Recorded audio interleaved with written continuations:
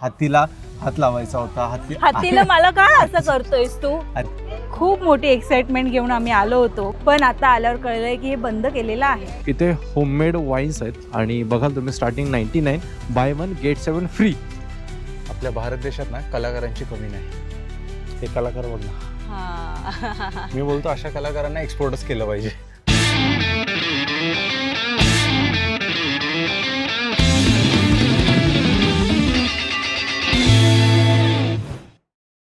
तुम्ही कधी अशा रस्त्याने गेला आहात का जिथे पुढे काय आहे हेच दिसत नाही, फक्त धुकं आणि एक वेगळी शांतता, जिथे वेळ थोडा हळू चालतो आणि तुम्ही न कळत स्वतःमध्ये हरवता.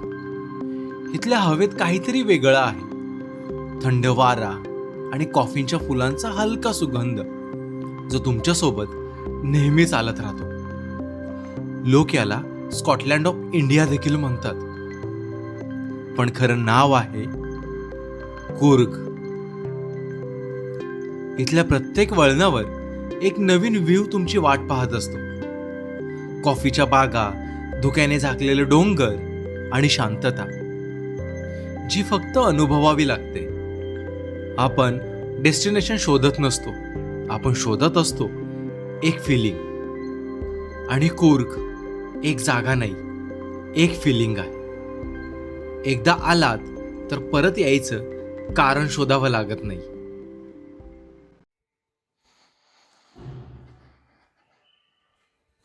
Good morning guys. सकाळचे 7 वाजले आता.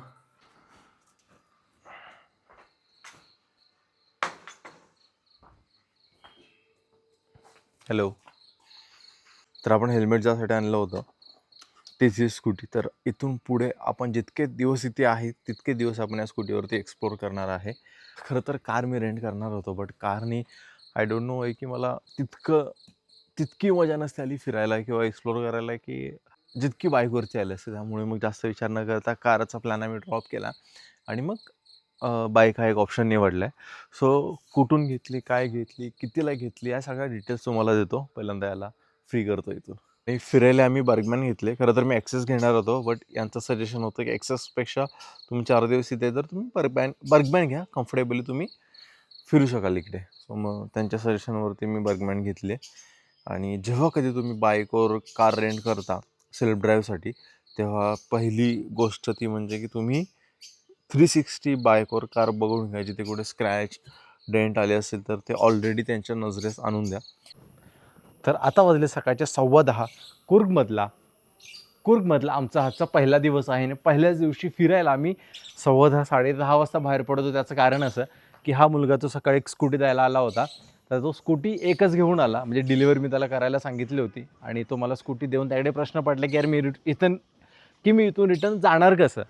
मग त्याला इथून मी 9 किलोमीटर लांब सकाळी 7 वाजता सोडायला गेलो. तिथून 9 किलोमीटर लांब पुन्हा होमस्टेला आलो. सगळी तयारी केली, ब्रेकफास्ट केला आणि इथून आपण आता जायला निघतोय. सो आपल्या कूर्गमधल्या पहिल्या दिवसाची सुरुवात काहीशी अशी झाली आहे. तर नमस्कार मित्रांनो, मी तुमचं स्वागत करतो तुमचं पुन्हा एकदा आपल्या या श्रीज एंजल चॅनलवरती. तर आज आपण 3 ते 4 प्लेसेस कवर करणार आहोत. 10:15 झालेत. आय होप की आपण 3 ते 4 प्लेसेस आज आपण कवर करू. सो ते कोणते प्लेसेस असतील ते प्रत्येक प्लेसवरती गेल्यावरती मी त्यांची नावं वगैरे तुम्हाला मी सांगेन. बट सगळ्यात महत्त्वाचं आणि पहिलं आपल्याला हे बर्गमॅन घेऊन इथून निघावं लागेल. सो आता हे जे हेल्मेट आहे तुम्ही ओळखलंच असेल, हे माझं पर्सनल हेल्मेट आहे जे की ऑन द वे मी मुंबईपासून इथपर्यंत कॅरी केलं आहे फक्त या सेटअपसाठी. आणि आता आपण भेटू POV शॉटमध्ये. हाँ, लंच बाहर करेंगे, डिनर का मैं बताऊंगा आपको. हाँ ठीक है, ओके. दुबारे वॉटर कॅम्प कब बंद होता है? दुबारी एलिफंट कॅम्प. अच्छा ठीक आहे. आता ही लोक पण आहेत ना, हे होमस्टेचे केअरटेकर आहेत. हे हा एरिया सोडून पण कुठे जात नसणार आहे, त्यामुळे त्यांना पण तितकीशी आयडिया नाही आहे. आता दुबारे एलिफंट कॅम्पला आपल्याला पहिल्यांदा जायचं होतं, बट ते अराऊंड 12 वाजता बंद होतं. आणि इथून आपल्या लोकेशनपासून ते 24 किलोमीटर लांब आहे, जे की पाऊण तास दाखवतं आपल्याला तिथे पोहोचायला. त्यामुळे विचार केला की तो सध्या बाजूला ठेवून आपण दुसरा एखादा प्लेस आता कव्हर करूया. मी जेव्हा सकाळी 7 वाजता आलो होतो ना, इतकी भयंकर थंडी होती ना, खूप भयंकर थंडी होती. आणि आता थोडंसं ठीक झालं टेम्परेचर इथला. तर गाईज, कूर्गमधला आपला हा पहिला दिवस आहे आणि आपला हा पहिला मोटो ब्लॉग आहे पहिल्या दिवसाचा. तर जिथे आम्ही होमस्टे घेतलं आहे ना, त्या होमस्टेचं नावच आहे आउट ऑफ टाऊन होमस्टे. गावापासून थोडंसं लांब असणारा आमचा हा होमस्टे खरंच ती वाली वाईब देतो. आणि मेन रोडला जाईपर्यंत इतकी सारी ग्रीनरी आणि हा घाटाचा रस्ता बघायला मिळतो. खूप छान वाटतं. म्हणजे इथे यादी ना मी कार घेणार होतो की चला कारने ट्रॅव्हल करू आपण वगैरे वगैरे असं माझ्या डोक्यात होतं. पण नंतर विचार केला यार हिल स्टेशन आहे, ऑलरेडी आपण बाईकहॉलिक आहोत आणि त्याच्यामध्ये कार तर आपल्याला जमणारच नाही. सो शोधल्यानंतर मला सापडलं की इथे यार बाईकसुद्धा रेंटने मिळतात. मग एका क्षणाचाही विलंब न करता लगेच बाईक रेंटने कुठे मिळते या सगळ्या चौकशा करून आपण एका ठिकाणहून ही स्कूटी मी रेंट केली आणि आता आपण निघालोय कूर्गमधल्या आपल्या पहिल्या ठिकाणाला. ते आहे कावेरी निसर्गधाम. आता राईड करता करता एक गोष्ट माझ्या लक्षात आली.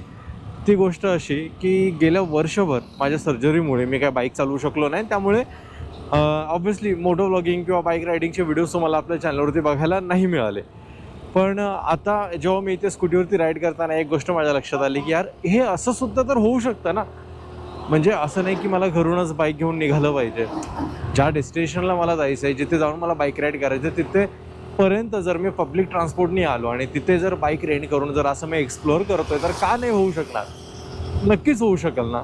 ही आयडिया, ही कॉन्सेप्ट तुम्हाला कशी वाटते मला सांगा. जोपर्यंत मी प्रॉपर आपली बाईक चालवण्यासाठी सक्षम होत नाही तोपर्यंत जर ही अशी कॉन्सेप्ट आपण अंमलात आणली आपल्या व्हिडिओसाठी तर का नाही चालणार. एलिफंट क्रॉसिंग झोन बाळा, हां, पण या दिवसा नाही दिसणार, रात्री असतील. सही आहे. प्राणी रात्रीचे जागतात ना आपले रानटी प्राणी. तर फायनली आपण कूर्गमध्ये बाईक राईड करतोय. म्हणजे इतके दिवस झाला आपण प्लॅन करत होतो कूर्ग आणि म्हणजे हे वाली ट्रिप किंवा हे असं इथे येऊन बाईक राईड करणं मी एक्सपेक्ट नव्हतं केलं इतक्या कमी वेळामध्ये. येस, का नाही, कारण की आयडिया तर खूप छान आहे. मला पण आताच असं झालं की आपण करू शकतो असं. ही आयडिया बरी वाटते की फ्लाईटने या किंवा कारने या, कार नाही ट्रेनने या आणि मग तिथे जाऊन बाईक रेंट करून फिरा. हो, जी दगदग होणार आहे ती नाही होणार. जे टाईम पण वाचेल थोडाफार आपला. बराच म्हणजे 1-2 दिवसाचा स्पेअर टाईम मिळू शकतो आपल्याला तिथलं लोकल प्लेस एक्सप्लोअर करायला. नो डाऊट प्लॅन खूप चांगला आहे. बट माझा असा स्वभाव आहे की नाही यार, जे काय असेल बाईक राईड करायचं तर घरापासूनच करा आणि रिटर्न बाईकने घरापर्यंतच या. वाव, काय प्रॉपर्टीज बनवलेत लोकांनी इकडे यार. म्हणजे लिटरली अशा वाटतात की फिल्मच्या सेट आहेत की काय. इतकी छान घरं बनवले तिकडे. रिचेस्ट. आणि मग येतात कूर्गवाले घरं. आपण पोचलेलो आहोत इकडे. कावेरी निसर्गधाम हा त्यांचा एंट्रन्स आहे. It's comes under forest department of Karnataka. 25 rupees parking. 25 rupees online आहे. कावेरी निसर्गधाममध्ये पोचलो आपण आता. 25 रुपये आतमध्ये आल्यावरती तुम्हाला ही पावती फाडावी लागते पार्किंगची. आणि आतमध्ये जाऊन आपण एक्सप्लोअर करूया की नक्की आहे तरी काय कावेरी निसर्गधाम. पण इतकं बघण्यासारखं काय यांनी केलेलं आहे ते जाऊन आपण बघूया आता. तर आपण आता पोचलो कावेरी धामला. तिथे बाईक पार्क केली. प्रतीक्षाने इथे जस्ट तिकीट काउंटरला तिकीट काढले आणि त्याच्या बाजूला इथे तिकीटचे रेट लिहिलेले आहेत. जसं की अडल्टचे 60 रुपीज तिकीट आहेत. 5 ते 10 वर्षाच्या मुलांसाठी 30 रुपीज तुम्हाला द्यावे लागतात. आणि हे बोर्ड बघत असताना ज्या काय बाकीच्या डिटेल असतील तुम्ही वाचा येते. बट हे सगळं बघत असताना एक लक्ष माझं इकडे गेलं. माझंही गेलो अक्षरशः. जिथे इतके सारे फणस या फणसाला आलेले. कोणी तोडले नाही याचं जास्त दुःख होत आहे मला. कारण की दुःख का होतंय? चांगली गोष्ट आहे ना, तोडले नाही. पण खाण्यासाठी आहे. पिकले नसतील ना अजून, पाड नसेल लागला त्याला. एवढंच पहिल्यांदा मी एवढे फणस बघितलेत एका त्या झाडाला. पाड नाही लागला आजपर्यंत फक्त गाडीवरच बघितले फणस कापलेले. ठीक आहे. याचं टायमिंग 9 ते 5:30 आहे. चला जाऊया आतमध्ये. छान लोकेशन आहे. खालतोय ब्रिज. बाबा पडायची बिडायची मी, एकुलती एक आहे श्रीसाठी. हा ब्रिज क्रॉस करून आलो की आपलं लक्ष वेधून घेतं ते म्हणजे हे मुंग्यांचं वारूळ. आणि वारूळ त्यांनी तोडलेलं नाही, ॲज इट इज आहे तसं त्यांनी ठेवलेलं इथे आहे ना. हो, आणि ह्याच्यात मला असं वाटतं ॲनाकोंडा असेल. वारुळात मुंग्या असतात, साप नसतात बाळा. ठीक आहे. आता मेन गोष्ट रूट पण आहे इथे निसर्गधामचा पूर्ण. काय काय आहे ह्याच्यामध्ये, कॉटेजेस आहे जर कुणाला इकडे स्टे करायचं असेल तर. बर्ड पार्क आहे, ॲडव्हेंचर पार्क आहे, बोटिंग आहे, बांबू पार्क आहे, डिअर पार्क आहे. तर मला सर्वात जास्त आता एक्साइटमेंट आहे बर्ड पार्क आणि डिअर पार्कची. बोटिंग इकडून जस्ट तुम्ही आला ना एंट्रन्सच्या इथून, तिकडूनच इथूनच खाली लगेचच बोटिंगला बोटिंगचं जायचंय. आहे. बट बोटिंगला तितका इंटरेस्टेड नाही आहे मी तरी. मी पण नाहीये, कारण की आपण ठीक आहे बोटिंग केलेलं आहे आपण. ठीक आहे, उडपीला. त्यामुळे सगळ्यात जास्त आपण इंटरेस्टेड असणाऱ्या गोष्टीकडे आपण जाऊया. हो, बऱ्याच ठिकाणी ना गोष्टी नावापुरत्या असतात, पण इथे त्यांनी बांबू प्लांटेशन असं नाव दिलेलं आहे आणि नावाला पुरेपूर काय बोलतात त्याला, पुरेपूर त्यांनी तसं न्याय पुरेपूर दिलेला न्याय आहे. न्याय दिलेला दिलेला आहे. इतके बांबूचं झाडं किंवा बांबू लावलेले आहे त्यांनी इथे जागोजागी आणि ते बघायला इतकं छान वाटतंय ना. काही फोटोसुद्धा मी ट्राय केले काढायला, इंस्टाग्रामवरती ते बघायला मिळते तुम्हाला. पण लिटरली नजर जाईल तिकडे सगळीकडे बांबू बांबूचा बांबू plant. बांबू बांबू 360 डिग्री बांबू लावलेत त्यांनी. 2 अडल्ट्स. हां. हां,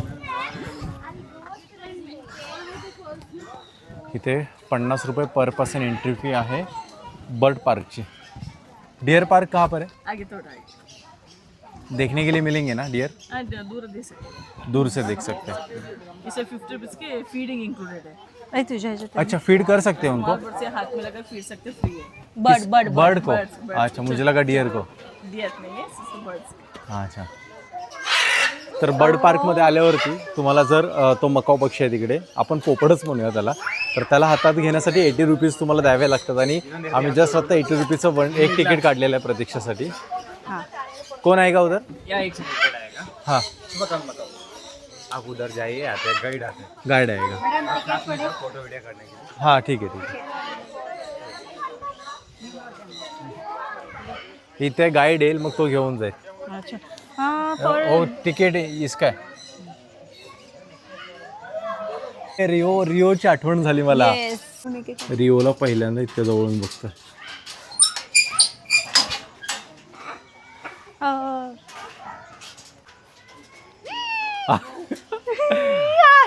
कसं वाटतंय?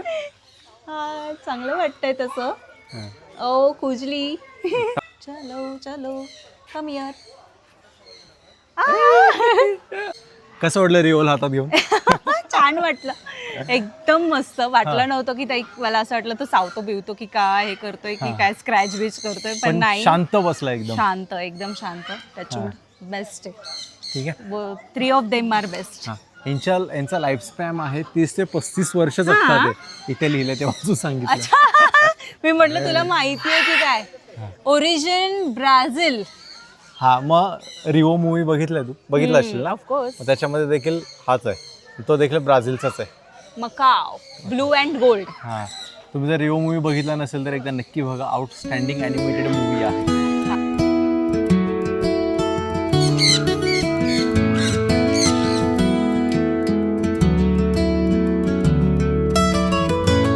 खावाला जो पोपट आहे तो तब्बल 40 ते 60 वर्ष जगतो. तो आपल्या समोर आहे.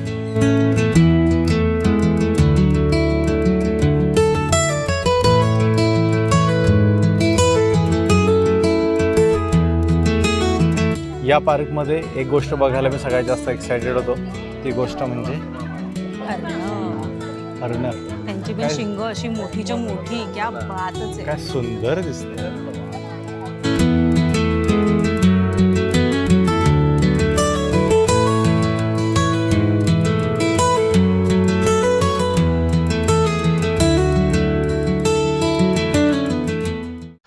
आपल्या भारत देशात ना कलाकारांची कमी नाही. हे कलाकार बघ ना. हा. मी बोलतो अशा कलाकारांना एक्सपोर्टच केलं पाहिजे. हो, कुठे? बाहेर पीके मध्ये. हां, इकडे जर तुम्ही फिरत असाल तर एक गोष्ट नक्की लक्षात ठेवा, आतमध्ये छोट्या मोठ्या ॲक्टिव्हिटीज ना बऱ्याच आहेत आणि त्या करण्यासाठी तुम्हाला तुमच्याजवळ कॅश वगैरे ठेवावी लागेल. UPI बट चालतात, बट कधी कधी नेटवर्कचा प्रॉब्लेम असल्यामुळे तुम्ही कॅशच सोबत ठेवलेली बरी. म्हणजे 50-100 अशा इंटरेस्ट फी आहेत. तसं हिने आत्ता पक्षाला हातावरती घेतलेलं, रेवला हातावरती घेतलेलं, त्याचं 80 रुपीज होते. आणि काय केलंस तू? नाही एंट्री फी होती 50 रुपीज फ्री बर्ड फिडिंगचे. हां, प्रत्येक ठिकाणी तुम्हाला फी भरायची, म्हणजे कुठल्याही बर्डला टाकायचं आहे तर तुम्हाला फी फी भरा. शामरुगाला तुम्हाला जर खाऊ द्यायचं आहे तर 20 रुपीजची फी आहे. म्हणजे जर तुम्हाला इथल्या ॲक्टिव्हिटीज करायच्या आहे तर छोट्या मोठ्या गोष्टींसाठी पैसे लागतात, तर तितकी कॅश सोबत ठेवा. तर कावेरी निसर्गधामच्या आम्ही कॅफेमध्ये येऊन बसलो आहे आता आणि सगळं फिरून येऊन बसलो आहे तुम्हाला वर्डिक्ट द्यायला की तुम्ही इथे आलं पाहिजे की नाही आलं पाहिजे, तुम्हाला किती वेळ इथे द्यावा लागेल, त्या सगळ्या गोष्टी सांगायला. तर तुम्ही जर इथे येत असाल तर ऑब्व्हियसली तुम्हाला वेळ काढून यायचं आहे, कारण बऱ्याच साऱ्या गोष्टी तुम्हाला बघायला मिळतात. त्यात जर हौशी कलाकार तुमच्यासोबत असतील तर जास्तच वेळ जागू शकतो, कारण इकडे फोटो काढा तिकडे फोटो काढा. प्लस तुम्हाला प्राण्यांना फीडिंग करायला आवडत असेल तर तुम्ही फीड करू शकता, जवळून त्यांना बघू शकता आणि बऱ्याच ॲक्टिव्हिटीजसुद्धा आहेत तिथे. त्यामुळे जर तुमच्याकडे बराच सारा वेळ असेल तर तो वेळ काढून तुम्ही इथे या आणि हा पूर्ण पार्क एक्सप्लोअर करा.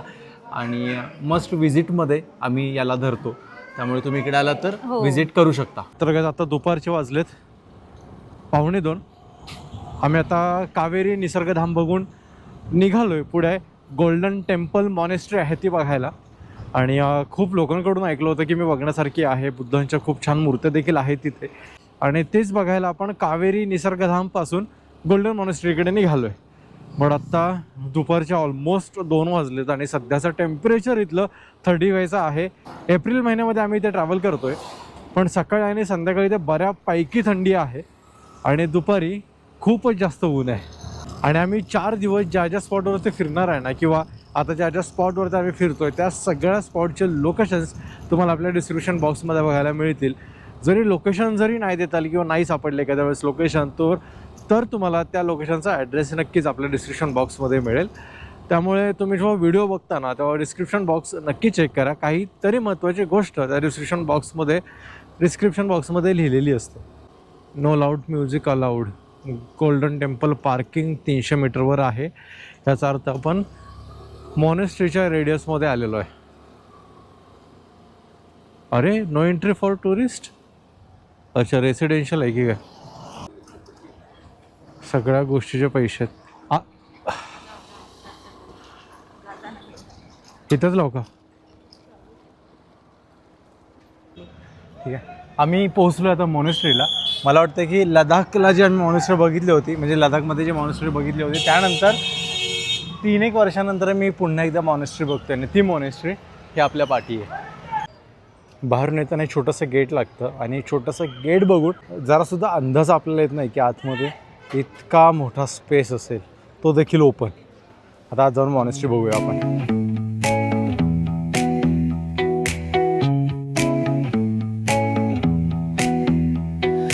Neon hums like a subtle frill.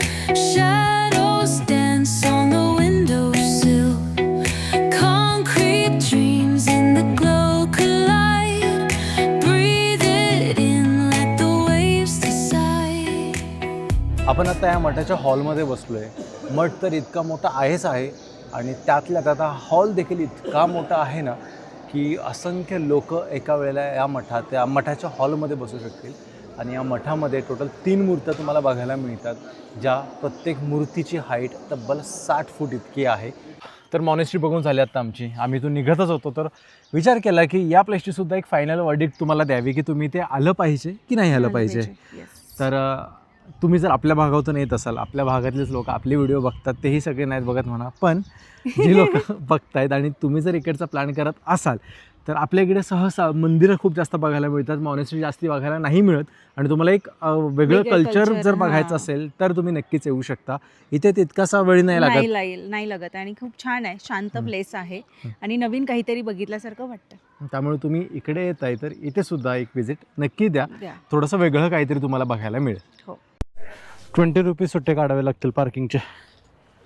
समोर जी मॉनेस्ट्री आहे आपल्या, ती मॉनेस्ट्री बघून आम्ही आता इथून निघतोय आणि इथं आपल्याला पार्किंगचे पैसे द्यायचे, जे की बाईकचे 20 रुपये आहेत.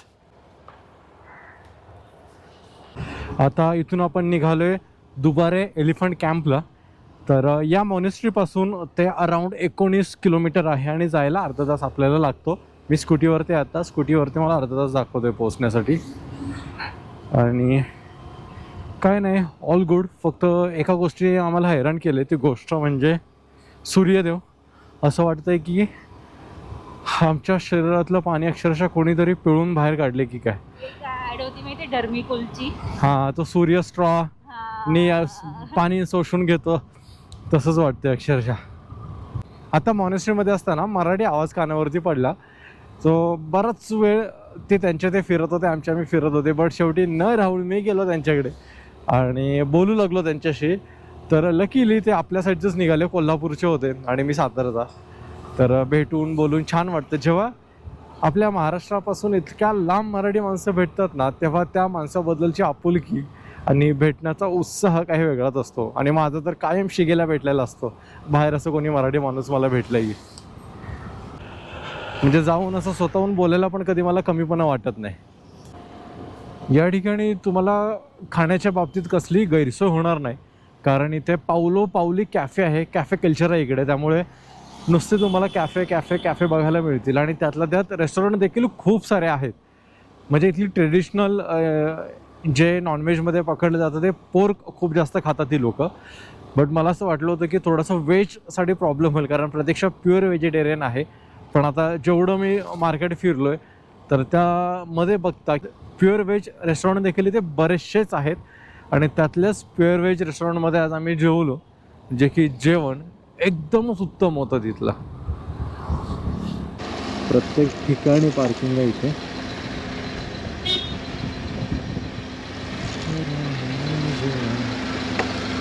कितना 20 रुपये.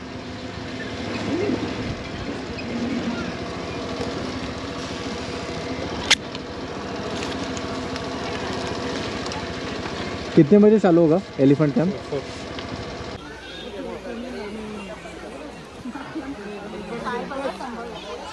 बघा आली समोर सगळी लाईन लागले ओढा क्रॉस करून जायला आणि आम्ही देखील त्या लाईनमध्येच उभा आहे. एलिफंट कॅम्पला निघालो आम्ही. बट हा इतका रॉ एक्सपिरियन्स आम्हाला करता येईल असं वाटलं नव्हतं. आम्हाला चप्पल काढून ठेवावी लागले आणि असा हा ओढा क्रॉस करून आपल्याला जायचं आहे एलिफंटकडे. म्हणजे जे व्हिडिओ बघितलेले यायच्या आधी त्यात पण इतका रॉ एक्सपिरियन्स मिळेल असं सांगितलं नव्हतं. त्यामुळे म्हणजे मोस्टली व्हिडिओ दाखवले सगळ्यांनी, अंघोळ घालताना वगैरे दाखवले. कसं जावं लागतं हे नाही सांगितलं. ओढा क्रॉस करून आल्यावरती पुन्हा आपल्याला एक पावती फाडावी लागते, पर पर्सन 120 रुपीजची. तर इथे प्रत्येक ठिकाणी आपल्याला पावती फाडावी लागते.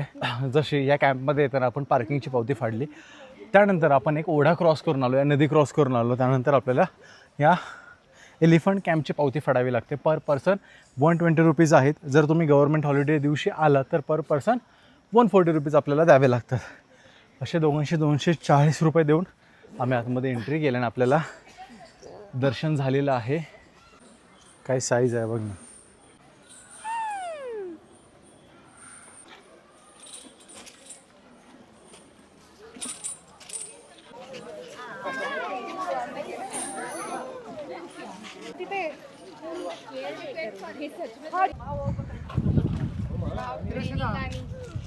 खूप मोठी एक्साइटमेंट घेऊन आम्ही आलो होतो की हत्तीला आंघोळ घालायला भेटेल, मजा करायला भेटेल. पण आता आल्यावर कळलंय की हे बंद केलेलं आहे. तर इथे बाजूलाच हत्तीला सगळी म्हणजे त्यांचीच लोक आंघोळ घालतात. काहीतरी इन्सिडेंट झाला असणार आहे म्हणून बंद केलं त्यानंतर बंद केला असेल.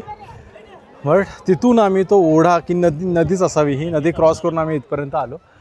आणि अरे ज्यासाठी काय म्हणजे आलो आम्ही एवढे की आम्हाला हत्तीला स्पर्श करता येईल, हत्तीला आंघोळ घालता येईल, नेमकं तेच नाही करायला मिळालं. तेच ना, शी यार.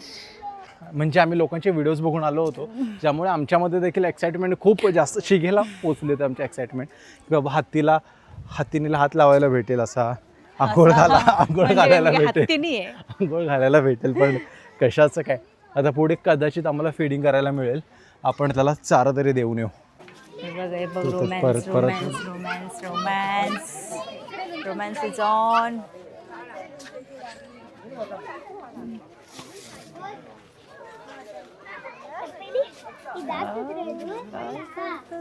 काय करतो काय पोचत नाही रे बिचारा.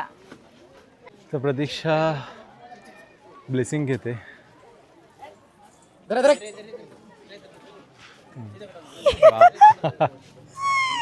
गणू का हटली साईडला? त्याने किती जोरात श्वास सोडला माझ्या अंगावर. गुजबम्स आले. घे परत घेते. गणपती बाप्पा मोरया, मंगलमूर्ती मोरया बाप्पा. बस बस बस बस बस. थँक्यू. सगळं सगळ्यात जास्त स्वतःला खराब करून घेतलं या हातीने. माती माती माती उडवते नुसत्या अंगावरती. ते बघ घे. दे. तर इथे एक पार्थ. बेबी एलिफंट आहे. पार्थ नाव आहे त्याचं. Parth. Around 6 to 7 years hi आहे. हाय बाबू. Ganesha bless you always. Always be with you. Give us also blessings. तर गाईज जी काही डिसअपॉइंटमेंट माझी झाली होती, म्हणजे ह्याच्या आधी मी बोलले होते की दुबारा एलिफंट कॅम्पला आंघोळ घालू देत नाही आहेत सध्या हत्तींना, पण ते सगळं चुकीचं आहे. फक्त संध्याकाळी आंघोळ घालून देत नाही आहे. आम्ही एका ऑफिसरला विचारलं की का बंद केले, तर मला बंद नाही केलेलं आहे. ते फक्त मॉर्निंगला 9 to 10:30पर्यंतच चालू असतं, म्हणून आता संध्याकाळी बंद आहे. तर हे असं आहे, सगळं झालेलं आहे गोंधळ. तर आपण आता परत पुन्हा आपल्या दुसऱ्या तिसऱ्या दिवशी श्री येऊया, फक्त तेवढ्यासाठी. ठीक आहे. तुम्ही जर इकडे येत आहे तर मगाशी सुद्धा मी बोललो की तुम्हाला एंट्रीपासूनच पैसे पे करायचे आहेत. तर जेव्हा तुम्ही कार आतमध्ये या, बाईक आतमध्ये घेऊन याल, बाईकची 20 रुपीज, कारच्या अराउंड 50 रुपीज आहेत. आणि देन त्यानंतर आतमध्ये आल्यावरती तुम्हाला एक ओढा क्रॉस करून यावं लागतं. ओढा क्रॉस करून आल्यावरती तुम्ही प्रॉपर एलिफंट कॅम्पमध्ये येता. आणि ते एलिफंट कॅम्पमध्ये आल्यावरती सुरुवातीलाच तुमची एंट्री फी नॉर्मल डेजला 120 रुपीज घेतली जाते, आणि त्या बदल्यात जर हॉलिडे असेल तर 140 रुपीज घेतली जाते. हत्तीला आपण आंघोळ घालू शकतो सकाळी 9 ते 10:30पर्यंत. आणि दुसरी गोष्ट, जर तुम्ही नॉर्मल डेजला हत्तीला आंघोळ घालताय तर त्याचे 300 रुपये तुम्हाला द्यावे लागतात. आणि ते तुम्ही जर हत्तीला हॉलिडे दिवशी आंघोळ घालताय तर तुम्हाला तब्बल 500 रुपये मोजावे लागतात. तर ह्या गोष्टीची सुद्धा नोंद घ्या. आमच्या पॉकेटला थोडासा फटका बसलेला आहे, म्हणजे कारण की आम्ही न विचारता आलेलो आहोत. आणि कसं आता आम्हाला मेन आमचं अट्रॅक्शन काय होतं, हत्तीला हात लावायचा होता. हत्तीला मला काय असं करतोयस तू? अरे मी एक उदाहरण देतोय, सांगतोय फक्त की कसा हात लावायचा होता. तर हत्तीला हात लावायचा माझा हात होता, दुखायला हत्तीला हात लावायचा होता, हत्तीला आंघोळ घालायची होती. त्या एक्सपेक्टेशनने आम्ही आलो होतो आणि ते आमचं पूर्ण नाही झालं. त्यामुळे सगळी भडास सुरुवातीला आमची निघाली. बट काही गोष्टी क्लिअर झाल्यावरती त्या आता आम्ही तुमच्यासोबत सुद्धा क्लिअर केलेत. तर 6 वाजता एलिफंट कॅम्प बंद होते, त्यामुळे आता इकडे खूप जास्त गर्दी बघायला मिळते, कारण लोक ऑलमोस्ट इकडे निघून आले सगळे. आणि आम्ही आता चाललो आहे आजच्या दिवसाच्या शेवटच्या डेस्टिनेशनकडे. ते म्हणजे आहे एक डॅम. तिथे आम्ही अशी आशा करतोय की तिथे आम्हाला सनसेट बघायला मिळेल, आणि आय होप की त्या वेळेत आम्ही तिथे पोहोचलो पाहिजे. किती वेळ दाखवतो इथून? 14 मिनटं दाखवतात. सूर्यातून बऱ्यापैकी वरती आहे, आणि फिंगर क्रॉस की आपल्याला सनसेट बघायला मिळेल. इथे होममेड वाईन्स आहेत, आणि बघाल तुम्ही स्टार्टिंग 99, बाय 1 गेट 7 फ्री. अशा कोणत्या ऑफर आहेत होय ग बाळा? एका ठिकाणी तर बाय 1 गेट 19 फ्री वाचला आम्ही. आता 4 दिवस इथे आहे ना, नक्की काय आहे ती गोष्ट एकदा थांबून आपण चेक करू. आजचा दिवस आमचा थोडा हेक्टिकमध्ये गेला, कारण सकाळी खूप लेट आम्ही आमच्या दिवसाची सुरुवात केली. त्यामुळे भर उन्हामध्ये आम्हाला सगळ्या गोष्टी फिराव्या लागल्या, कारण प्रत्येक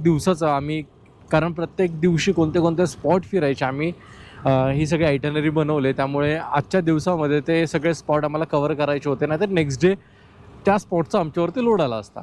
त्यामुळे मग आज भर उन्हामध्ये का होईना आम्ही आजचं जे टार्गेट होतं, आज जे आम्हाला फिरायचं होतं, त्या सगळ्या गोष्टी आम्ही फिरून घेतल्या आणि वेळेत झाल्या मेन गोष्ट. पण जेव्हा आता उद्या आम्ही दिवसाची सुरुवात करू, तेव्हा अर्ली मॉर्निंग दिवसाची सुरुवात करू, जेणेकरून ज्या टायमिंगला उन्हाच्या झळा खूप जास्त लागतात ना इथे, म्हणजे 33पर्यंत टेम्परेचर जातं आता एप्रिल महिन्यामध्ये इथलं. तर त्यावेळी आम्ही रूमवरती येऊन थोडी रेस्ट करून मग 3 ते 4च्या दरम्यान परत बाहेर पडू.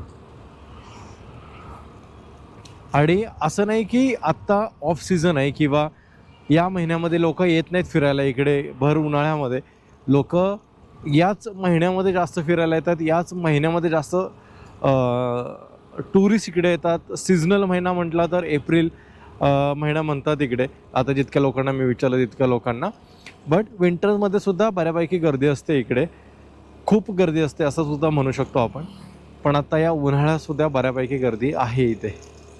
फक्त पावसाच्या सीझनमध्ये इथे खूप जास्त पाऊस पडतो. त्या सीझनमध्ये फक्त तुम्ही इकडे येणं अवॉइड करा. बाकी तुम्ही हिवाळा उन्हाळा दोन्ही सीझनमध्ये तुम्ही कधी इकडे येऊ शकता. इथले काही ठिकाणचे ना रोड बऱ्यापैकी खराब आहेत. जसं की आता हा समोरचाच बघताय तुम्ही, खराब रोड आहे. पण आजूबाजूला तुम्ही नजर टाका, आजूबाजूला असणाऱ्या ग्रीनरीमुळे रोडकडे आपलं लक्षच जात नाही. इतकी झाडं आहेत इकडे, इतकी ग्रीनरी आहे. जर आपल्याला सनसेटचा हा व्ह्यू असेल डॅमवरून तर कमाल सनसेट दिसेल आपल्याला. काश हे थोडं जवळ असतं मुंबईपासून. पोहोचलो फायनली डॅमला. पुढे लाव म्हणते जरा.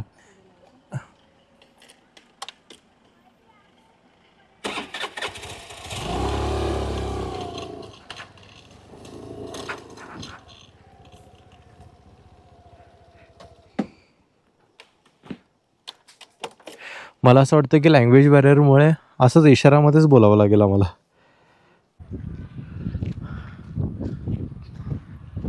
तर आम्ही आत्ता ज्या डॅमवरती आलो आहे ना, त्या डॅमवरून कमालीचा सनसेट दिसतो आपल्याला आत्ता.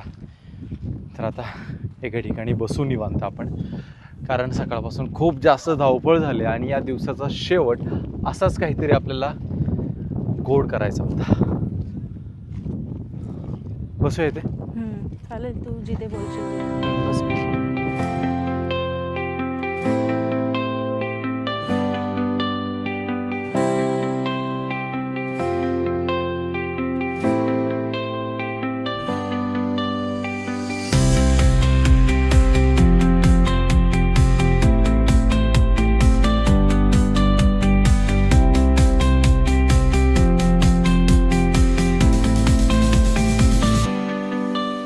आणि तुम्ही जर दिवसभर बाहेर कुठे फिरत असाल आणि तुम्हाला छान असा सनसेट बघायचा असेल तर तो सनसेट पॉईंट तुमचा हा असू शकतो. तर एकदा नक्की या पॉईंटला सुद्धा तुमच्या आयटनरीमध्ये ॲड करा सनसेटसाठी, कारण खूप छान सनसेट तुम्हाला इथे बघायला मिळेल. या डॅमचा ना एक अट्रॅक्शन पॉईंट आहे. तो पॉईंट म्हणजे हा. आता कसं एप्रिल महिना चालू आहे, तितकंसं डॅममध्ये पाणी नाही, त्यामुळे ह्याच्यामध्ये आपल्याला पाणी नाही दिसत आहे. पण जेव्हा पावसाळा असतो तेव्हा हा जो राऊंड बनवला आहे त्यामध्ये पूर्ण वरून पाण्याचा फ्लो येतो आणि जे बघायला खरंच खूप सुंदर दिसतं. सो विंटरमध्ये कधी जर आम्ही इथे आलो तर तुम्हाला नक्की हा प्लेस पुन्हा दाखवू शकतो, कारण ही जी जागा आहे ही पुन्हा पुन्हा आपल्याला घेऊन येण्यासारखी जागा आहे. ॲक्च्युली काही जागा अशा असतात की त्या किती वेळा जरी गेलं तरी असं वाटत नाही की यार नको जायला, कशाला उगाच, असं नाही होणार. 7 वाजले आता डॅममधून निघता आम्हाला. तर हे डॉगी डॅमवरती आमच्यासोबत होतं, तर त्याला बिस्किट खायला देतोय आम्ही. त्याने पाय ठेवला बिस्किटावरती. ते आलं ना तिकडून, तिने पाय ठेवला बिस्किटावरती लगेच. आजच्या दिवसाचा शेवट आपला इकडे झाला, खूप छान झाला. आणि आज दिवसभरात एक गोष्ट बघायला मिळाली, ती म्हणजे की इतके टुरिस्टिक प्लेस असूनसुद्धा जास्त कचरा आपल्याला कुठे बघायला नाही मिळाला. रोड पण क्लीन आहेत, रोड पण छान आहेत जर काही रोड सोडले तर. आणि हे रोड या सिनिक ब्युटी पुढे खराब आहेत हेही जाणवत नाहीत, हेही मी तुम्हाला बोललो. म्हणजे बऱ्यापैकी क्लीन आहे कूर्ग, बऱ्यापैकी निसर्गाने भरलेला आहे कूर्ग. आजच्याच पहिल्याच दिवशी मी जर एवढं बोललो तर पुढच्या 3 व्हिडिओमध्ये मी काय बोलणार आहे हा प्रश्न मला पडतो आता.